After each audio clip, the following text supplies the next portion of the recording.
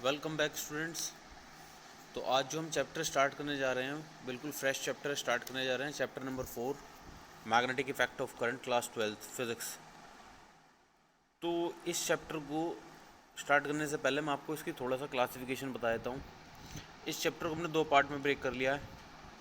पहले पार्ट्स में पढ़ेंगे हम मैग्नेटिक फील्ड के बारे में। कुछ साइंटिस्ट होंगे जो लॉज बताएंगे आपको, जैसे bio Savart's law, ampere circuital law, उनकी एप्लीकेशंस देखेंगे। सेकेंड पार्ट में हम स्टार्ट करेंगे गैल्वेनोमीटर। तो ये दो पार्ट में ब्रेक कर दिया हमने चैप्टर को, ताकि आप ब्रॉडली क्लासीफाई कर सकें एंड हमें याद रहे कि भाई करना कैसे चैप्टर को। तो जैसे कि अभी आपने लास्ट जो चैप्टर्स निपटाए हैं उसके अंदर आपने इलेक्ट्रिक फील्ड का पूरा कॉन्सेप्ट पढ़ा। यहाँ अब दूसरा सिनेरियो चालू हो गया जो कि है मैग्नेटिक फील्ड। इलेक्ट्रिक फील्ड होता था जो एक पॉजिटिव चार्ज से निकल के नेगेटिव चार्ज में जो रीजन जाता था उसे कहते थे इलेक्ट्रिक फील्ड रीजन। एंड इस रीजन में अगर कोई भी चार्ज आता था तो उस पर ये रीजन फोर्स लगाता था। यहाँ थोड़ा सा अलग है। यहाँ चार्ज की जगह मैग्नेट्स होंगी एक, और चार्ज की जगह यहाँ पोल्स होंगे। मैग्नेट में अंदर पोल्स होंगे। दो तरह के पोल्स होते हैं, नॉर्थ और साउथ पोल, आपको पता ही है। तो एक पोल से मैग्नेटिक फील्ड लाइन्स निकलती हैं एंड दूसरे पोल पे जाके फिनिश हो जाती हैं। इस मैग्नेटिक फील्ड में जो भी मैग्नेटिक मटेरियल आता है, इस रीजन में जो भी मैग्नेटिक मटेरियल आता है, सेम जैसे इलेक्ट्रिक फील्ड फोर्स लगाती थी इलेक्ट्रिक फील्ड रीजन में जब भी कोई चार्ज आ जाता, ऐसे ही मैग्नेटिक फील्ड फोर्स लगाती है जब कोई मैग्नेटिक मटेरियल मैग्नेटिक फील्ड के रीजन में आता है। बस कुछ कंडीशंस हैं।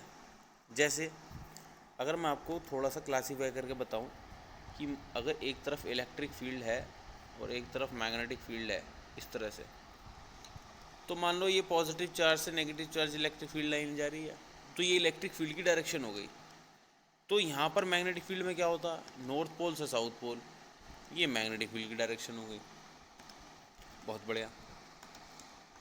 अब ये जो इलेक्ट्रिक फील्ड फोर्स है ये केवल और केवल इलेक्ट्रिक फील्ड जो है ये रेस्ट चार्ज से भी प्रोड्यूस हो सकती है और मूविंग चार्ज से भी प्रोड्यूस हो सकती है। इसका मतलब मान लो कोई चार्ज रुका हुआ है तो वो इलेक्ट्रिक फील्ड प्रोड्यूस कर सकता है। मान लो कोई चार्ज चल रहा है वो तब भी इलेक्ट्रिक फील्ड प्रोड्यूस कर सकता है। बट मैग्नेटिक फील्ड के केस में ऐसा पॉसिबल नहीं होता। मैग्नेटिक फील्ड केवल और केवल मूविंग चार्ज प्रोड्यूस करता है, रेस्ट चार्ज प्रोड्यूस नहीं कर पाता। ठीक है। अब इलेक्ट्रिक फील्ड जो फोर्स लगाती है वो रेस्ट पे भी लगा सकती है, मूविंग चार्ज पे भी लगा सकती है। बट मैग्नेटिक फील्ड केवल मूविंग चार्ज पे ही फोर्स लगा सकती है। तो आपने ये देखा कि इलेक्ट्रिक फील्ड प्रोड्यूस और फोर्स रेस्ट और मूविंग दोनों पर कर सकती है, और मैग्नेटिक फील्ड केवल प्रोड्यूस भी और फोर्स भी केवल किस पे लगाएगी, मूविंग चार्ज पे। तो यही बातें नीचे लिख रखी हैं, आप देख सकते हैं। तो मैं थोड़ा सा अगर पढ़ के बताऊँ आपको, तो लिखा है magnetic field is a region around a magnet with in which it influence can be experience.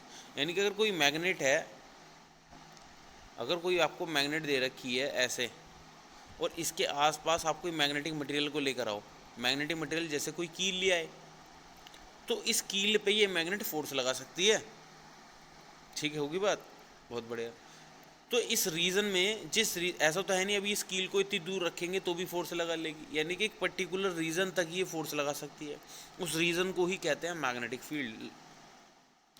अब कॉन्सेप्ट ऑफ मैग्नेटिक फील्ड क्या है, ये क्या बोला ये भी देखो। कॉन्सेप्ट ऑफ मैग्नेटिक फील्ड, जैसे मैंने अभी आपको डिफरेंस बताया कि ये मूविंग चार्ज और current can produce a magnetic field, यानी कि केवल और केवल मूविंग चार्ज ही प्रोड्यूस कर सकता है मैग्नेटिक फील्ड, रेस्ट चार्ज कभी भी प्रोड्यूस नहीं करेगा। और मैग्नेटिक फील्ड जो फोर्स लगाएगी वो भी केवल किस पे लगाएगी, मूविंग चार्ज पे ही लगाएगी, रेस्ट पे भी ये फोर्स नहीं लगाती। तो आप इस कॉन्सेप्ट को याद रखें कि मूविंग चार्ज पे ही सारे काम होंगे, मूविंग चार्ज से ही प्रोड्यूस होगी मैग्नेटिक फील्ड, और मूविंग चार्ज पे ही फोर्स लगाएगी मैग्नेटिक फील्ड। ये बातें आपने पढ़ी, बहुत बढ़िया। अब एक डिफरेंस देख लो इलेक्ट्रिक फील्ड और मैग्नेटिक फील्ड में, ये बहुत इंपॉर्टेंट है, याद रखना चाहिए आपको। क्या डिफरेंस है?